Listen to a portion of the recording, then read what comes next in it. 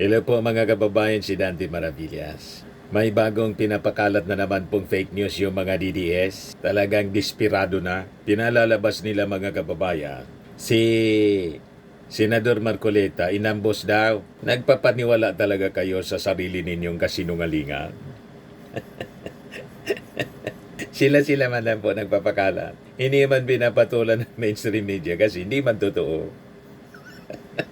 Pero dahil po sa paulit-ulit na pagpapakalat nila nito, pinacheck na po ng Press One. Yan o. Press One. Fact check. Special reports.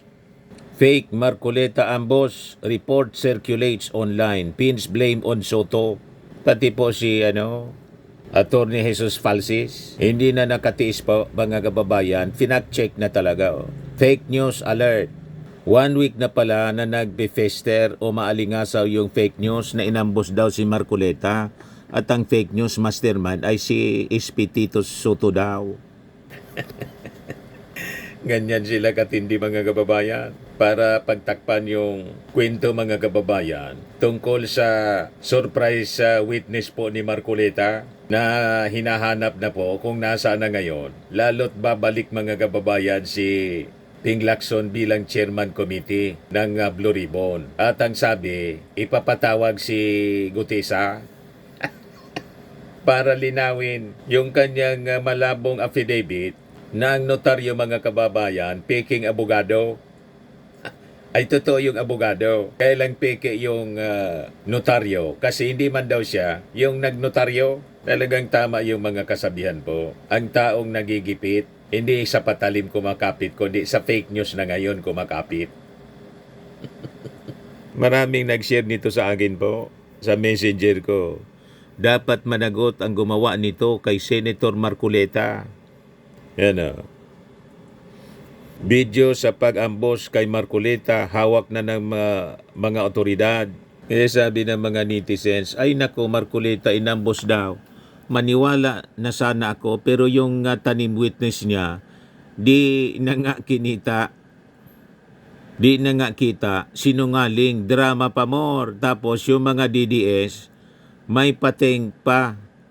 Kaya buhay daw umiyak didilis niyan. Iyakan at galit ang mga didilis. Wala na silang mauto po.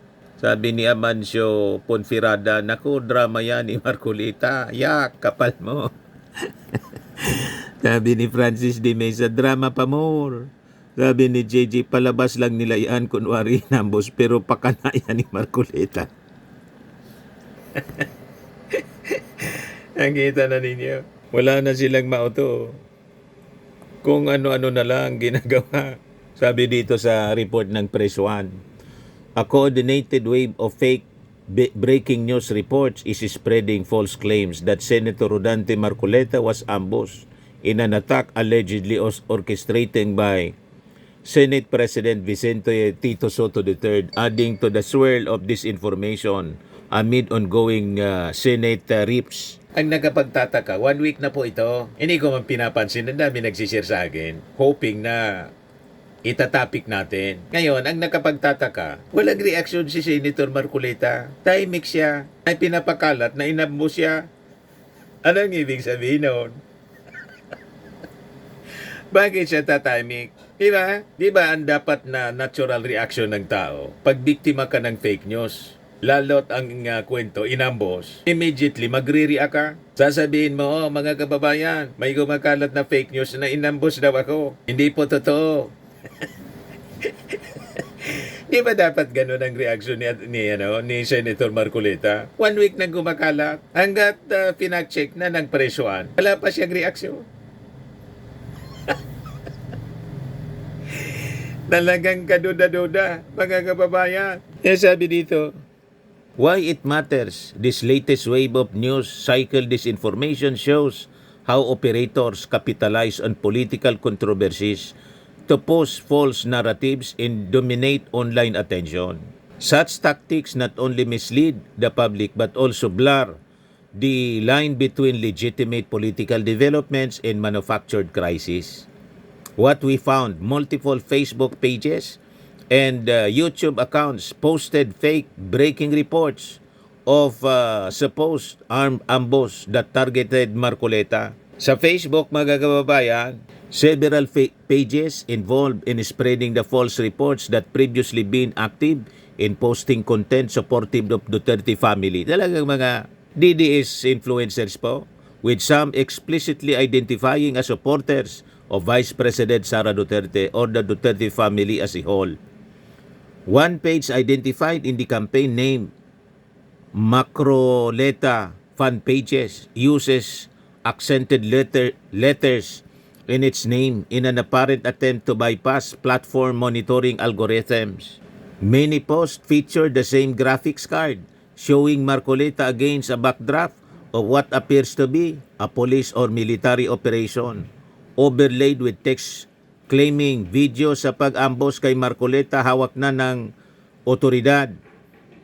Clicking the link embedded in this post redirects users not to a news source but to an online shopping page for a Korean branded biscuit. Ang hilig nila mga kababayan sa pagpakalat ng fake news. Yan Sigam TV. Marami ring nanonood, 22,000 views 8 days ago. Soto, pinaambos si Marcoleta, kuwang-kuha sa CCTV. Imagine that. Siniraan si Tito Soto, yung Senate President mga kababayan, ginawang mastermind sa fake ambush. Kita ninyo kung gaano katindi mga kababayan sila magpakalat ng fake news. Sabi ko sa inyo, pag ang balita po galing sa mga DDS influencers, wag na kayong maniwala. Kasi yung idol nila mismo, si Digong, pati si Sara, mahilig sa fake news, addict sa fake news po. Lahat ng mga pinagsasabi po, hindi man totoo. Lahat paninira po. Mismong inamin po ni Sara, lahat daw gagawin niya, wala siyang paki. Siraan lang si PBBM. Ito, sabi niya, mga kababayan, pakinggan ninyo. Ayaw ko na bumaba sa action na ito forever. Kaya sirain ko kayo lahat. Wala akong pakialam kung totoo man o hindi ang paninira ko sa inyo. Basta lang masira kayo. Ayaw ko na bumaba sa action na ito forever. Di ba, mga kababayan? Mula mismo sa kanyang bibig. Kaya yung mga followers niya, mga DDS influencers, sinusundan kung ano yung pag-ugali ng kanilang leader. Huwag na kayong magtaka kung bakit ganito yung mga DDS influencers. Yan mga pinakakalat nila. Mga gawa-gawa lang po. Breaking news daw. Yan Boses ng masa, 20,000 views. Huli na, Soto mastermind sa pag-ambos kay Marcoleta, ebidensya sa poll sa CCTV. Mapapaklik ka talaga. Ang tawag dyan, clickbait. Sinisiraan mga kababayan si Tito Sen. Lahat yan gawa-gawa nila. So on YouTube, multiple channels echo the same false narrative using slideshow-style videos of Marcoleta photos. Press 1 PH found that these videos spend only the first few minutes on the false report before replacing clips from a previously flagged channel that had fabricated debate wins to boost Marcoleta's image. Despite claims that authorities possess video evidence of the supposed ambush, none of the posts provide any actual footage or verifiable sources. So ano yung totoo? Walang credible news outlets or official sources have reported any ambush involving Marcoleta. Neither the Philippine National Police nor the Public Information Bureau of the Senate has reported any such incident. Marcoleta himself denied that the claim in a post on his verified Facebook page urging the public to report accounts that spread disinformation. Ay nag-react na din pala mga kababayan si Marcoleta.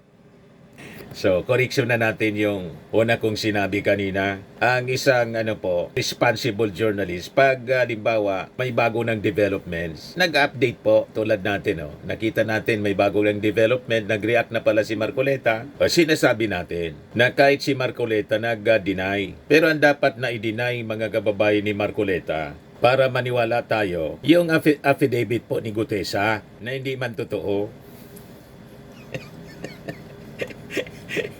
Di ba? Kasi kitang-kita po, kino-coach niya. Yun ang dapat i-confirm niya na yung iniharap niya na surprise witness, hindi po hindi kapani-paniwala, hindi credible. At lamang sa malamang, mga kababayan, yung tinatawag na witness for hire. Tama ba? Ang nagdala daw kay Gutesa, Orly Gutesa, si Mike Defensor na may masamang reputasyon. Kasi si Mike Defensor, mga kababayan, matagal nang nasangkot sa a witness for hire noong panahon ni Ador Mawanay na nag-akusa kay Ping Lacson. So, sa pagbabalik, mga kababayan, ni Ping Lacson bilang chairman ng Senate Committee, Blue Ribbon Committee, malamang ito na po yung katapusan ng Gutesa script na mas familiar pa, mga kababayan, si Marcoleta sa affidavit ni Gutesa kaysa sa mismong nag-execute ng affidavit na si Orly Gutesa. Di Mr. Maravillas, ang tingin mo? Humarap kaya sa Senado si Gutesa? Kasi iimbitahin uli ni Ping Lacson. Pag hindi siya umarap, mga kababayan, sa Senate hearing, confirmed na po, mga kababayan, na witness for hire siya. Di ba? At ang dapat na may interes na iharap, hindi lang po si Ping Lacson, kundi lalo na, mga kababayan, dapat si Marcoleta. Siya yung nagdala sa nagharap sa Senado ng dinalang witness ni Mike Defensor. At doon pa lang po sa unang appearance niya sa Senado, kaduda-duda na. Walang vetting po eh. Hindi isinailalim sa vetting si Gutesa. At pagkatapos na lumabas siya sa hearing, hindi na po nagpakita si Gutesa kahit sa imbitasyon ng DOJ. Kaya kahit si Remulla duda, sabi ni Remulla, yung mga payagan niya ni Gutesa medyo malabo. Yan pakinggan natin yung interview kay Boying Remulla. Control in the midst of the ongoing flood control project anomaly na napakabigat. And nung nagsimula ito, Ombudsman, ang focus ng lahat ay yung House Speaker kasi yung si Congressman Zaldico, Chair of the Appropriations Committee, appointee niya, no? Sabihin na natin. Siya pumili nun. Yes. Siya pumili ng chairman ng appropriations. Yes. Oh. And to this day, ang perception ay silang dalawa talaga ang promotor ng lahat ng ito. You agree with that? Ano yan eh, if there's a mistake of omission or sabihin natin omission, ito na yon, is the worst that ever happened. What omission was that? Kailangan niya panindigan yung kanyang pagpili kay Zaldico. Ayun na nakikita ko. Kasi kung liability lang, kailangan dalhin talaga yung ebidensya. Mahirap magdemanda na walang ebidensya, Luigi. Yan ang justice natin. Para sampa ka ng demanda kay kaninong tao, ebidensya hinahanap ko. Yun naman ang tema namin kahit sa DOJ. Hindi kami nag-file ng kaso pag walang ebidensya. Yun lang yung sinasabi ko sa Walang mga tao makitang na ebidensya talagang daw sobrang kay galit. Martin Huwag kayo Romualdez. magalit. Gawin nyo yung trabaho nyo maghanap ng ebidensya. Sabi ni Yung Boying galit, Remulla. masisira lang ang discarding nyo dyan. Huwag kayo magagalit. So wala pa bang nakikitang ebidensya doon sa mga Wala pang direct lumalabas. testimonies? Wala pa. Halimbawa, Wala pa talagang well, yung driver na naghatid ng basura, iba testimony yun na direct. nawawala nga yung hindi driver yun. Yung tao yun na kasama, nawala, hindi sumipot sa DOJ. Si Gutesa. At hindi Yan naman naging problema. Sabi niya, gusto niya magpa-witness protection program. Nung tinanong siya, parang hindi niya naintindihan yung binasa niya. Hanggang ngayon, hindi pa siya sumisipot ulit. So hindi ka naniniwala? Parang may kalabuan. Kailangan natin na mas talagang makikipag-usap ng mata sa mata. May kalabuan. So dapat sana linawin. Kasi may kalabuan. Hindi na nagpakita si Gutesa. So ano yung ibig sabihin nun? Diba ang intention po, malinaw. Siraan lang, mga kababayan, si Martin Romualdez. Hindi po sumipot si Gutesa sa imbitasyon ng DOJ. At ang nakakabahala, mga kababayan, ayaw niyang maging state witness. Ngayon, kung totoo mga kababayan na credible itong si Gutesa, bakit hindi siya pinilit ng mga DDS senators? Lalo na nitong si Senator Marcoleta na siyang nagpresent sa Senado na tumulong sa investigasyon. Di ba? So mapapaisip ka talaga. Bakit ganon? Pero sa ating palagay, simple lang ang rason, ang paliwanag niyan. Baka kasi mabuking pag krinos-examine, mabuking yung script na drama. Kaya biglang nag-disappear. Kasi ang dapat may interest na iharap muli sa Senado at saka sa DOJ lalo na para ma-file yung kaso laban sa mga opisyal na itinuturo ni Gutesa. Ang dapat na interesado rito, si Marcoleta at lahat niyang kakampi sa Senado, mga DDS senators. Tahimik sila ngayon. Kasi sa unang araw pa lang ng testimony, booking na yung affidavit, peke yung notaryo. Kaya po, halimbawang tuluyan ang mawala, di na magpakita si Gutesa o may masamang mangyari, walang ibang dapat nasisihin dito, kundi yung mga nagdala, nag-coach at gumamit sa kanya kay Gutesa na maging witness. Tama po? Hindi yung ang tinuturo si Tito Sin. Ano man interes ni Tito Sin doon? Di ba? O ngayon, kapag resume ng Senate hearing mga kababayan, si Ping Lacson na yung chairman. Babalik siya bilang chairman ng Senate Blue Ribbon Committee. I think mahubara na mga kababayan kung sino-sino yung mga direktor nitong sarsuela sa Senado na pwedeng tawagin nating witness for hire reloaded. Nangyari na to, mga kababayan. More than 10 years ago yata yun. Ngayon, nagbabalik. And the same personality. Yung nasa likod, si Mike Defensor. May bagong aktor, si Marcoleta. Ang stage, mga kababayan, pareho, Senado. So, pag nangyari, mga kababayan, we hope na malaman natin ang pinakamalaking rason kung bakit pinoprotektahan ni Senador Marcoleta. Although nag-deny siya na nag-aabogado siya sa mag-asawang Diskaya, pero halatang halata man po. Gustong-gusto na niya ipasok sa Witness Protection Program ng DOJ kahit walang restitution. Yung mag-asawang Diskaya. So ang tanong, may nakatago kayang lihim na mga transaksyon at kwento?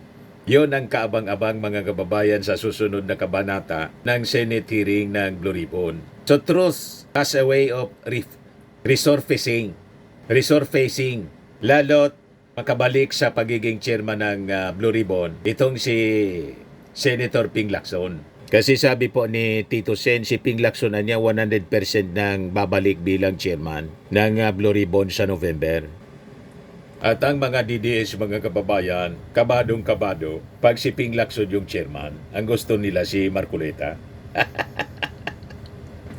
Yan ang kinakampanya nila. Dapat na makabalik si Marcoleta.